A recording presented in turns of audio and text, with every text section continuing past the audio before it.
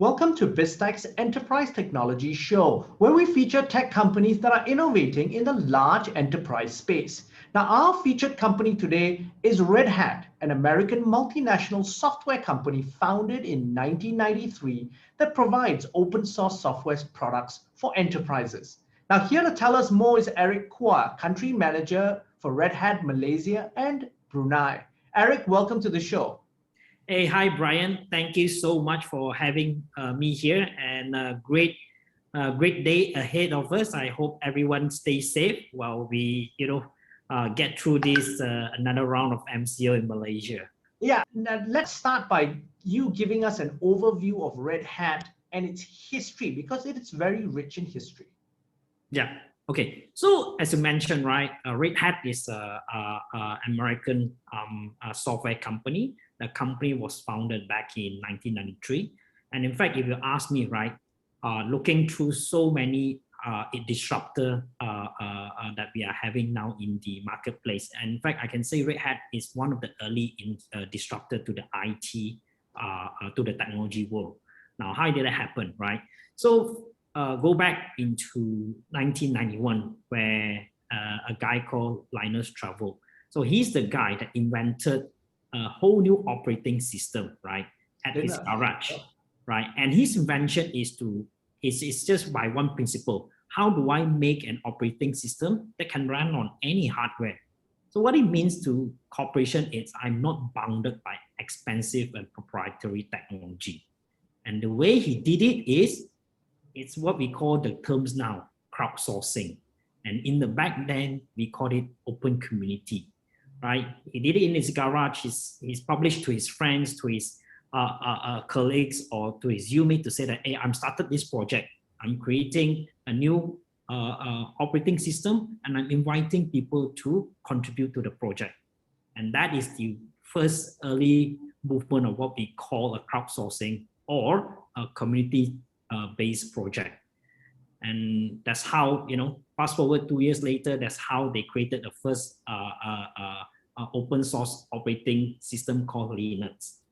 And when Red Hat started, the founder just, they didn't go into software, right? So what they did is they just take that distribution and print it CD and a pen to magazine, and they sell it. That's what Red Hat started. Moving forward, they see the future that commoditizing the hardware is the way to go, because it gives customer a choice. That's how they started to pick Linux as a project. And right, open source software is great, but we got to make sure that it runs securely and it adheres to the enterprise grade. So Red Hat took Linux and created the first version, what we call Red Hat Enterprise Linux. They curate the software, they make sure it is secure to consume, and that's the birth of Red Hat Enterprise Linux distribution. That was the first commercial product by Red Hat, right? And fast forward to, I think, back in 1998 or 1999, the company went public, and it created a history. When it went public, Red Hat company shot the most in one day, right? So in a nutshell, this is what Red Hat business is. We are a enterprise open source software company. In fact, we are the biggest enterprise software company to date. That we can, we contribute, we'll take the open community project, and when it deems useful for enterprises, we'll repackage, we curate it, and we position it to enterprise for them to consume safely and soundly. The original premise of Red Hat was really about enterprise grade at a lower cost of entry, and later on also lower cost of maintenance for the average user, because at that time we had proprietary software. It was Sun, it was Microsoft, and so forth, and so you are bound to certain hardware and software configurations. Is that still the same benefits that you actually offer customers in terms of a lower cost of ownership over the period of time?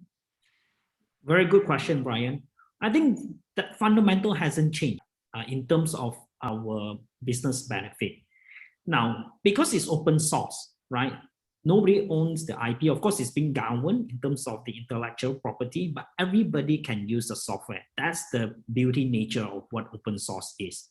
Now, when we created our Red Hat, our business model is when we sell actually we don't sell our software. Our software is free. Basically, what we do is we repackage it and we sell it as a subscription and also support.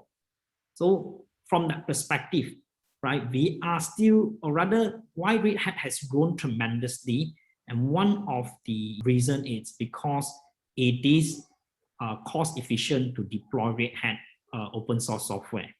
Now, when we say cost efficient, it's good old days where customers start a project when they want to build, for example, retail internet banking. People talk about spending 10 millions of ringgit to start a project, right? And the question here is when they invest into this, right? In the old legacy requirement, they have to make sure that they cater or they size up for 100%. Means I've got to size my requirements to the peak of my business. Yes, even if you end up doing 5% of the load for a long period of time, you've got to pay for the licenses and everything for that. Exactly. So for Red Hat is because we are a subscription model, company can start up with very low requirement and only top up when the business grows. So that is the model where a lot of businesses have started to adopt, and that's how Red Hat has grown together with our customers over the years. And so what are your key product and services offerings today in 2021? And which verticals do you primarily focus on? Now, we are, so from a Red Hat, right? I mean, as to any other technology company, banking telco remains very, very huge. Of course, then we have our government sector, we have conglomerates, as well as the manufacturing, oil and gas, so on and so forth. Now, moving forward, there are two aspects, right? In terms of industry, we will still continue to work with, the enterprises where they are already embarking on the digital transformation. On the second perspective, when we ask about our product and services, right? Red Hat started as an operating system company, and as far as 3 years ago, when I took over Red Hat Malaysia business, the operating system business is still commands majority of our business, right? But right now, where we see the growth is actually on the emerging solution. Key areas like automation, how we help organizations to automate their IT process, their operation, right? Their network and security become very key. And in fact, this pandemic, right, really make a lot of business owner or enterprises thinking how I need to speed up the automation a lot of my process and make them less human intervention, right? We can see when the government shut down, nobody can go back to business, but business has to continue. So how does the company have the ability and capability to make sure they can still beef up the infrastructure to support the business? That's number one. Number two, as we all know, cloud is very, very dominant, right? And Red Hat right now is helping a lot of organizations in what we call their hybrid cloud journey.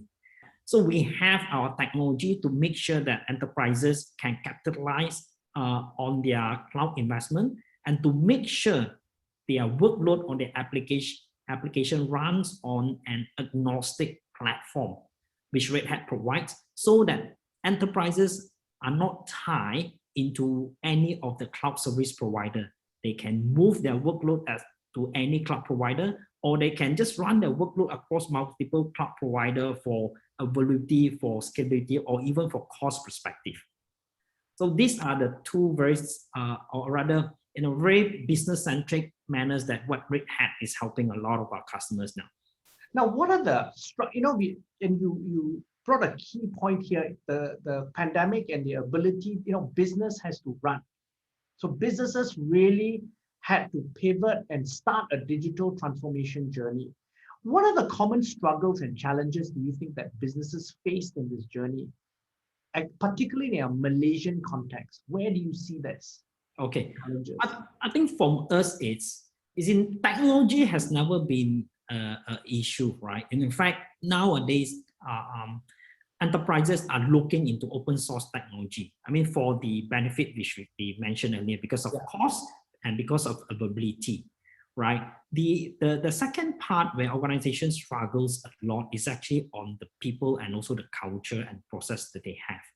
Now, enterprises, I mean, the bigger ones that we all know, right? They have been existed for so many years, and the culture has been built, organization structure has been formed, right? So what we are seeing is they lack of the education and also the agility mindset to get certain things done in a different way.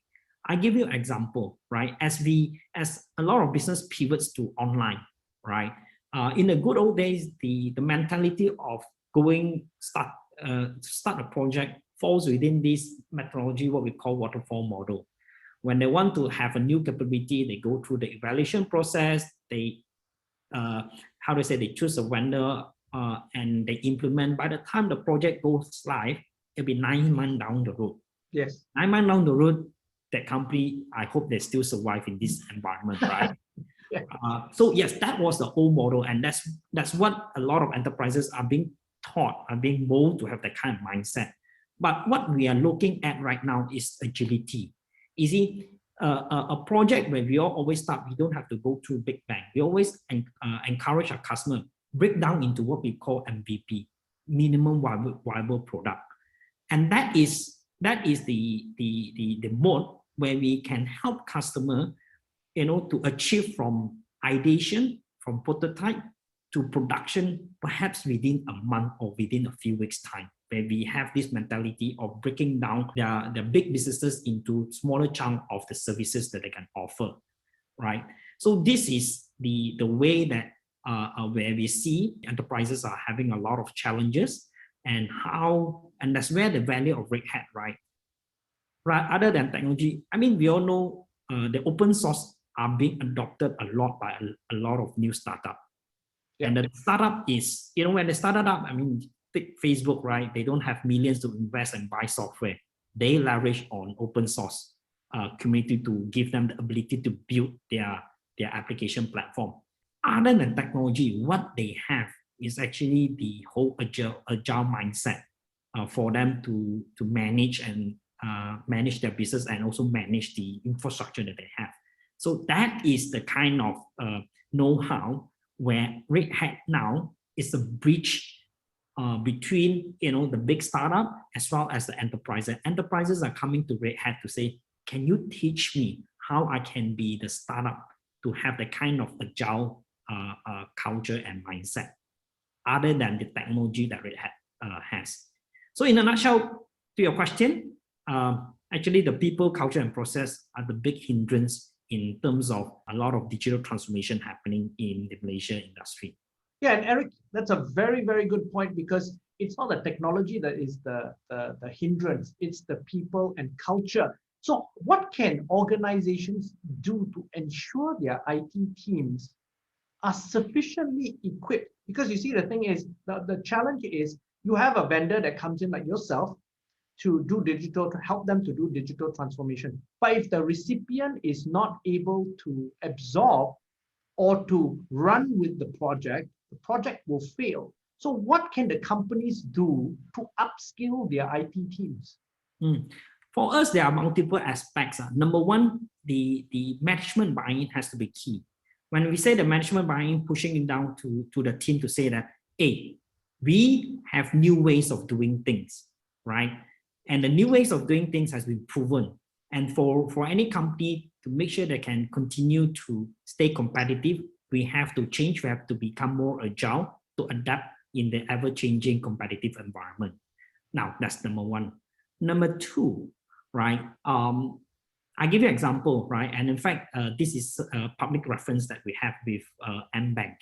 Now, M-Bank, at one part of their digital transformation is to take back control of the application that they want to roll out themselves, especially from the front end side. For example, SME banking, customer onboarding. So they have chosen to work with Red Hat because of our technology, which allows them to deploy the application and services fast. But they also come to Red Hat to say that, Red Hat, teach me how I can become agile, right? So that is the methods where we can go in to talk about the changes in the culture that they need to have, the changes in the process that they need to have to become agile. So at the end of the day, remember we spoke about the good old model of people embark in a project, 9 months down the road, they finally deploy their application, which is then it's already 1 year backdated, right? Yes. So that project when we work with MBank, they actually from from ideation to the full production rollout, it happens within 3-4 months. Wow. So that's the kind of timeline that we can say that it has shortened. Number two is also the transfer of knowledge to the MBank team. What are the components needed from component needed for them to be able to work in an agile manner. So it puts together working together with the team earlier in a project cycle where we put together the whole of the stakeholder team. You got IT, you got operation, you got business stakeholder, perhaps a network or security team, so that they know what are the ways that they can actually achieve this. And also one of the plus points then with this methodology is the fact that moving forward to take the project into the next phases, the MBank team has already been upskilled to the point where they require your services less, and therefore there is a significant cost saving of implementation. Exactly, Brian, right? Because at the end of the day, this is not just by project. That's why when we talk about this, it's always a journey. And that is how organizations appreciate what Red Hat provides to them. We are actually not giving fish for a customer to eat. We are teaching them how to fish. So in their transformation journey, eventually, they will be less dependent on vendor, and they can, or rather they have the ability to scale up their resources so that they can take on more projects at a more complex manner. Now, Eric, I want to zoom out a little bit and talk about, from a macro perspective, Malaysia and the government's MyDIGITAL roadmap. Where do you see the challenges and the gap in the roadmap? I think, of course, I'm not the expert, but at least I do speak to some of our customers and the ecosystem that we have, right? I think for Malaysia, one thing key, we are Malaysian, right, is about the execution of the plan. Yeah. We can always come up with very sound, very nice plan, right? But 3 years down the road, what happened to the plan? I think that's where a lot of us will be, will start monitoring. I think definitely it's good that the government are putting emphasis in this. But in fact, if you ask me, we are perhaps also have a lot of catch up to do in this area, where we look into the neighbors within the ASEAN region, right? We have seen Indonesia are skyrocketing, attracting so much of the investment in this area. Of course, Singapore, needless to say. But for my belief is, it's good Malaysia finally realized that they have to come up with a plan. So for us is more towards how do we ensure the government execute this plan as we speak, right? And coming from us, especially from the media as well as technology provider, the whole of the plan is increasing the adoption of technology, the cutting edge technology to SME, SMI, to enterprise. Everybody will play a part in it. For us is, we just got to continue to look into the plan, to work with organizations and also enterprises to make sure going through this transformation journey, and things will flow this back out. Perhaps where I see that we will continue to struggle is actually at the SMI, SME area, right? As it is, the businesses are already taking a very, very bad impact because of the COVID, right? And additional investment to make them ready in this digital world or in the IoT or the 5G world, it requires investment. And perhaps the government may need to drill down a few more levels down, other than just providing grants, right? I think what's missing part is the know-how to enable our SMI, SME to go through this. I think that's what I see the gap is, because like it or not, Malaysia economy consists 70-80% contribution from our SMI, SME. All right.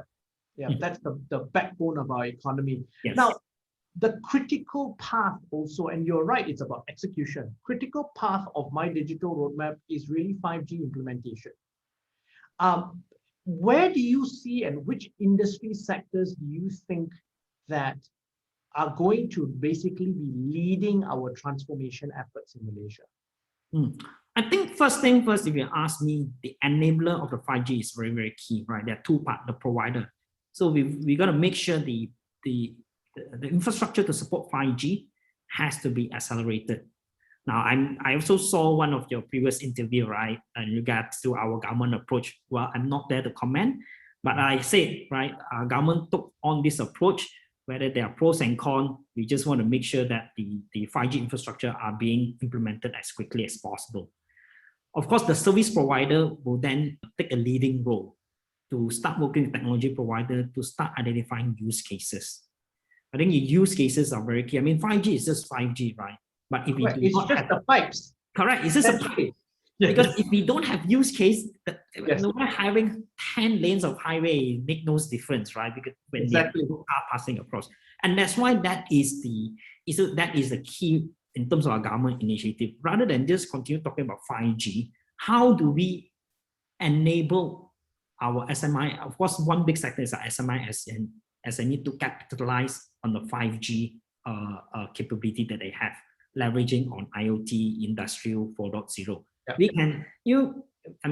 We can talk about this at the highest level, but what we are still lacking is the education to, for example, to manufacture in the next 3 years, what they should be investing and how they should start the process of going through that.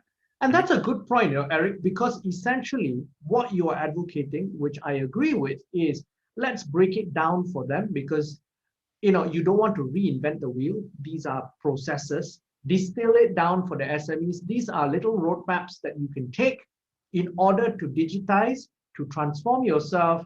Also, then at the end of the day, it's all about business. How are you going to increase your business locally as well as overseas? Exactly. I think the bigger enterprises will always have the kind of coverage from technology providers like us.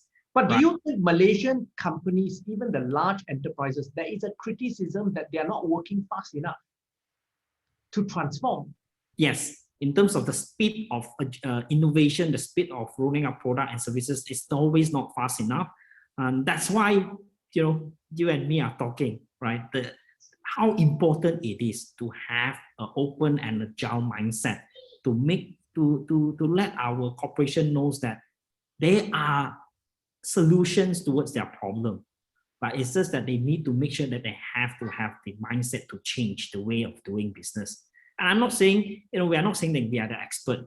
We have worked with a lot of companies that have gone through that, and the best thing is to be able to share the same problem that we went through, so that we can help our Malaysian enterprises or corporation to go through the same transformation. Now, Eric, thank you very much for taking the time and for sharing your insights. Thank you so much, Brian. I really appreciate this. I look forward, to speaking to you and your audience again. Now, I'm Brian Fernandez, and I've been speaking to Eric Quah, Country Manager for Red Hat for Malaysia and Brunei on Biztech's Enterprise Technology Show. This video will be on our Facebook and LinkedIn sites, as well as our website, www.biztech.asia. Please like and subscribe to our various platforms. Thank you very much for tuning in.